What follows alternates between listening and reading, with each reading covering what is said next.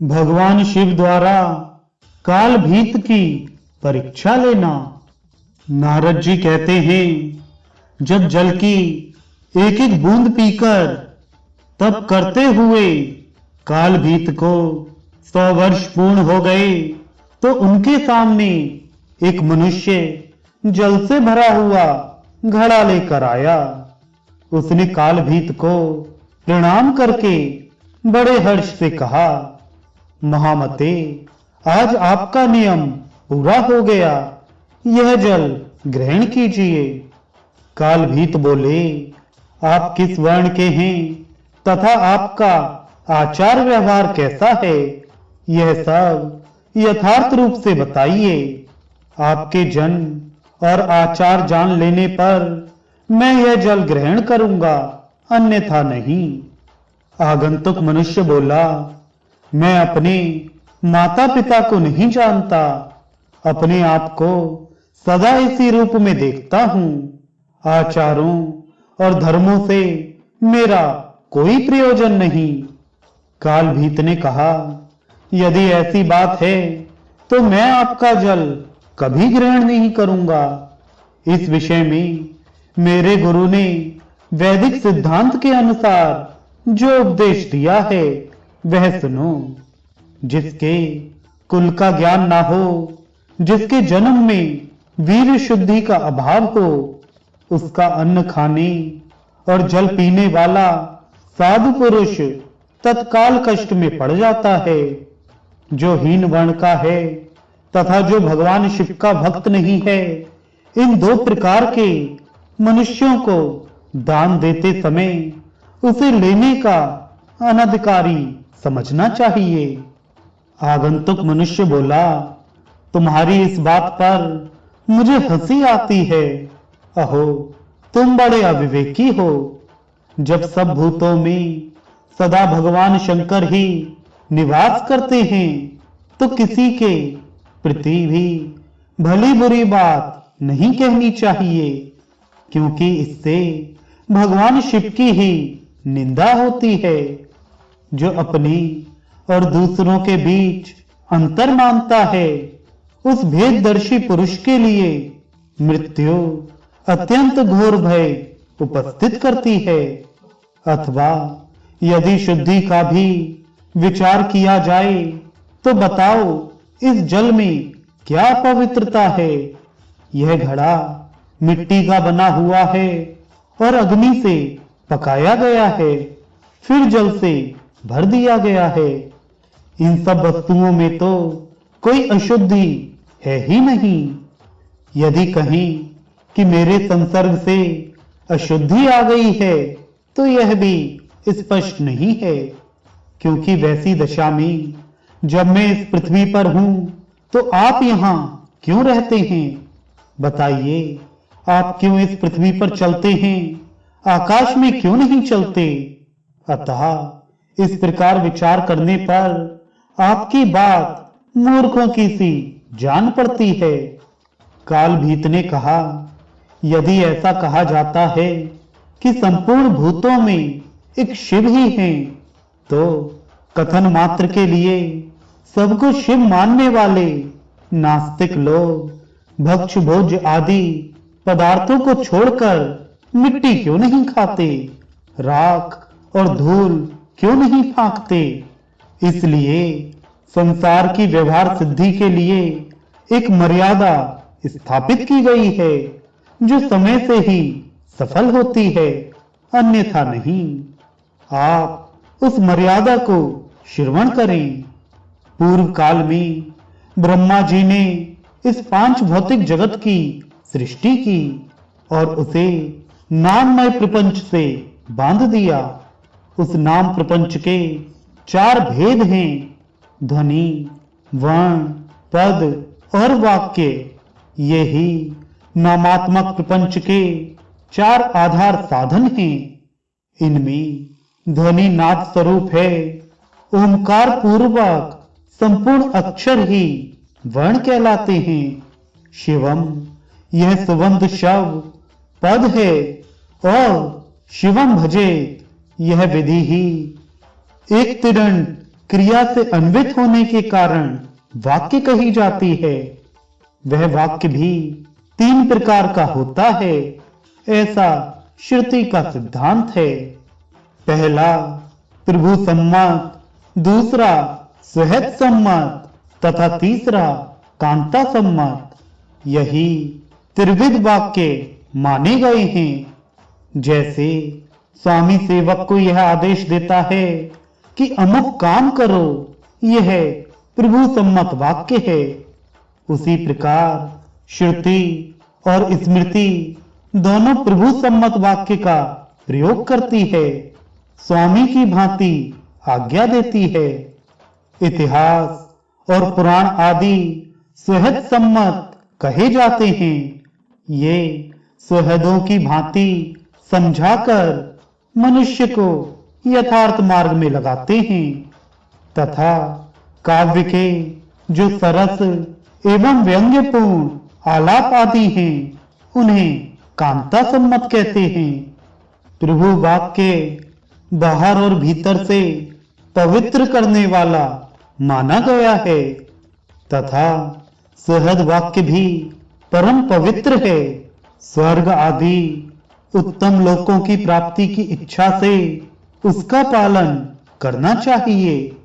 श्रुत कहती है कि भूलोक के संपूर्ण मनुष्यों को प्रभु सम्मत तथा स्वहत सम्मत वाक्य का पालन करना चाहिए। आप यदि नास्तिकवाद का सहारा लेकर सर्वत्र व्यवहारिक समानता की बात करते हैं, तो इसके अनुसार क्या वेद, शास्त्र और पुराण व्यर्थ ही हैं? क्या पूर्व काल में सप्तऋषि आदि जो ब्राह्मण और क्षत्रिय हो गए हैं, वे सब मूर्ख थे? केवल आप ही चतुर हैं। जो वेद, वेदांग और वेदांत का अनुसरण करने वाले एवं सत्व गुण में स्थित हैं, वे ऊपर के लोकों में गमन करते हैं। रजोगुणी मनुष्य मध्यवर्ती भूलोक में निवास करते हैं और तमोगुणी जीव नीचे के लोकों अथवा नरकों में रहते हैं। सात्विक आहार तथा सात्विक आचार विचार से मनुष्य स्वर्गगामी होता है। हम आपकी बातों में दोष ढूंढते हों, ऐसी बात भी नहीं। हम यह नहीं कहना चाहते कि संपूर्ण भूतों में भगवान शिव नहीं हैं।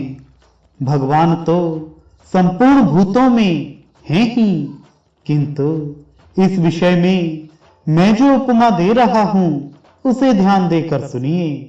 जैसे स्वर्ण के बने हुए बहुत से आभूषण होते हैं, उनमें से कोई तो विशुद्ध स्वर्ण के होते हैं और कुछ खोटे भी होते हैं।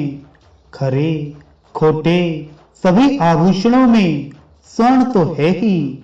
इसी प्रकार ऊंच नीच, शुद्ध अशुद्ध सब में भगवान सदाशिव विराजमान हैं। जैसे खोटा स्वर्ण शोधित होने पर शुद्ध स्वर्ण के साथ एकता को प्राप्त होता है, उसी प्रकार इस शरीर को भी व्रत, तपस्या और सदाचार आदि के द्वारा शोधित करके शुद्ध बना लेने पर मनुष्य निश्चय ही स्वर्गलोक में जाता है।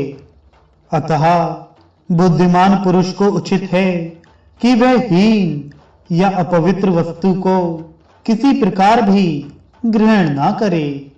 यदि वह अपने इस शरीर का शोधन कर ले तो शुद्ध होने पर निश्चय ही स्वर्गलोक को प्राप्त हो सकता है।